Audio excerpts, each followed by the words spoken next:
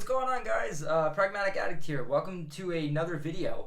This is actually a video I had shot, I want to say like 3 weeks ago with my buddy Tyler, and this is originally going to be my top 20 most anticipated films of 2021, but two reasons why that video is not going to be released. One, yeah, that's a lot of editing. It was like a 2-hour video of us just talking about our 20 most anticipated movies. So it's like 40 movies. It's a 2-hour video. I can't get myself to edit something like that in just one sitting. And by the time I feel like I'm gonna get done with it, because I'm working on so many other videos, it just won't be here. So what I'm gonna do in this video is I'm gonna knock it down to 10, and I'm just gonna go through these. I'm just gonna get them all done. It is now the end of like the first month of this year, so one of the movies on this video I've actually already seen and dropped a review for, so just ignore that one, but it was in my top 10, so it's gonna be here. So without further ado, here is my number 10 most anticipated film of 2021, Malcolm and Marie.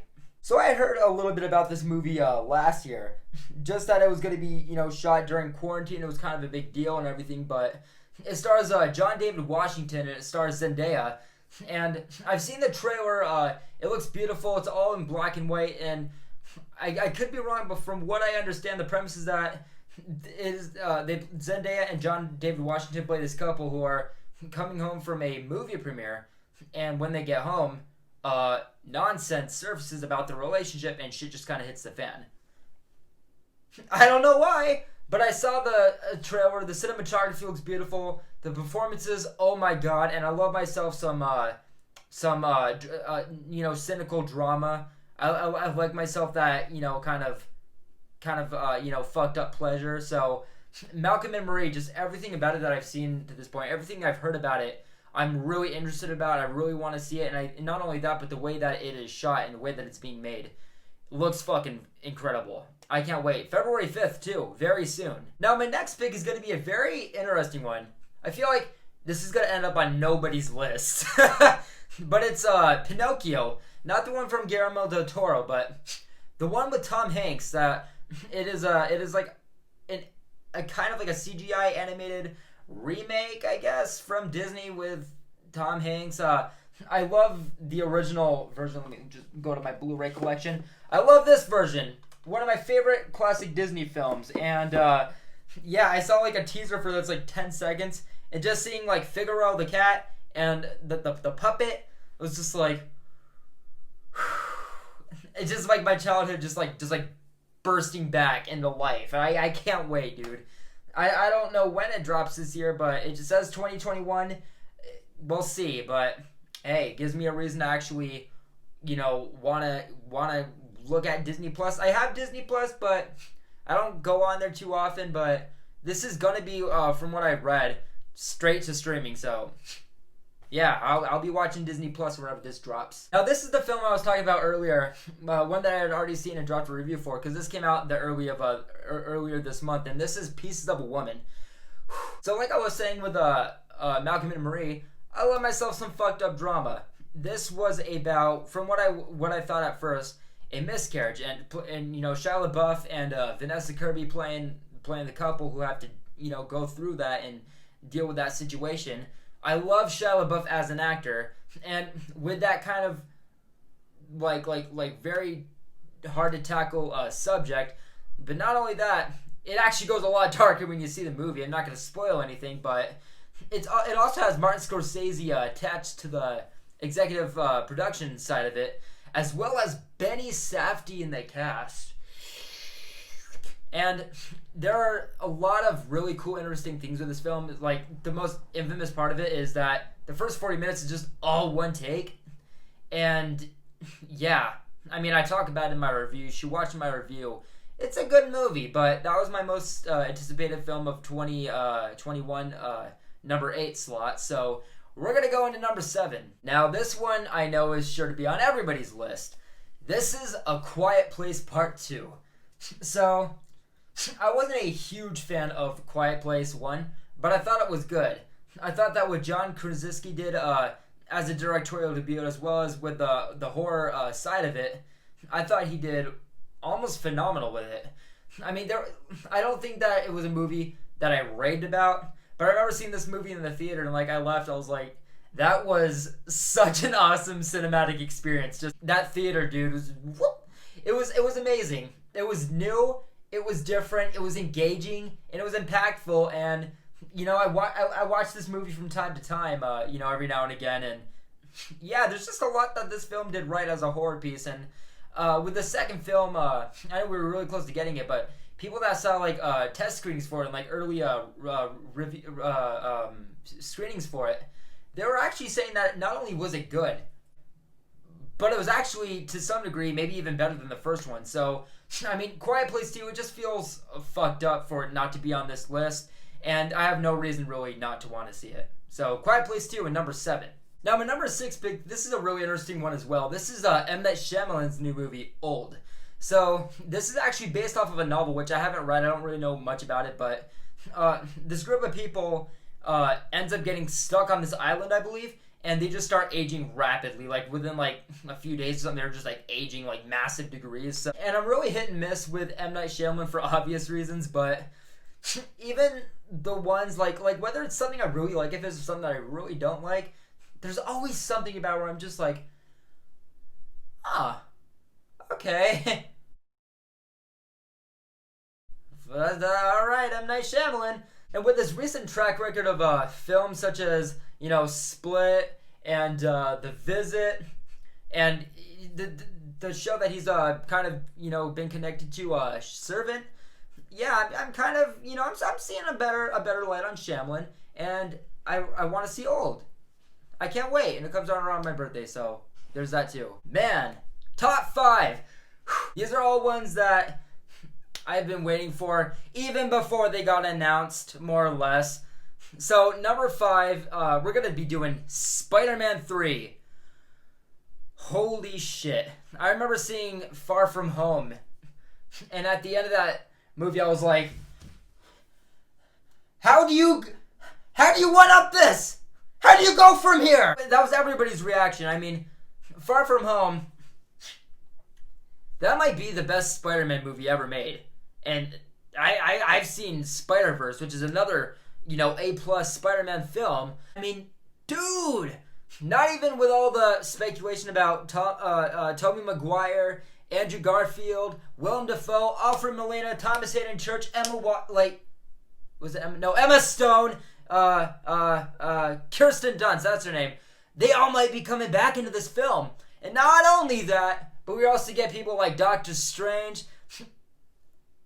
And not only that, but at the end of Far From Home, I mean, J. Jonah Jameson, the way that Gyllenhaal went out, the way that Peter Parker just... How do you beat that?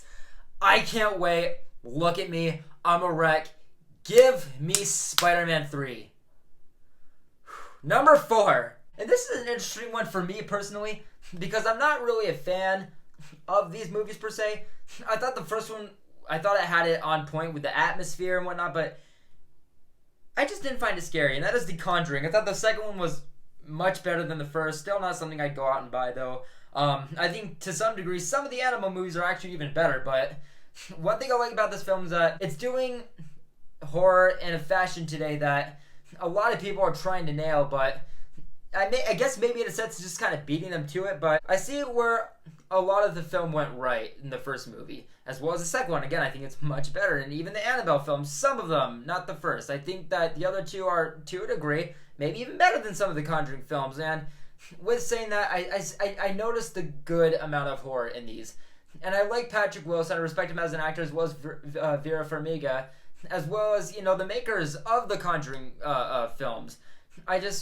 Obviously ignoring films like The Nun, La Llorona, this is the next entry in the Conjuring series up to this point, especially from the first to the second. Again, I thought that they were none of them were bad films. You just both weren't exactly what I thought could be complete in these movies. But I still noticed a lot good, and in saying that, I think that they've actually gotten better with each entry. So Conjuring 3, and plus the horror buff of me, it's got to include it. So on to my next one. Now this next one's gonna be a little bit of a silly one.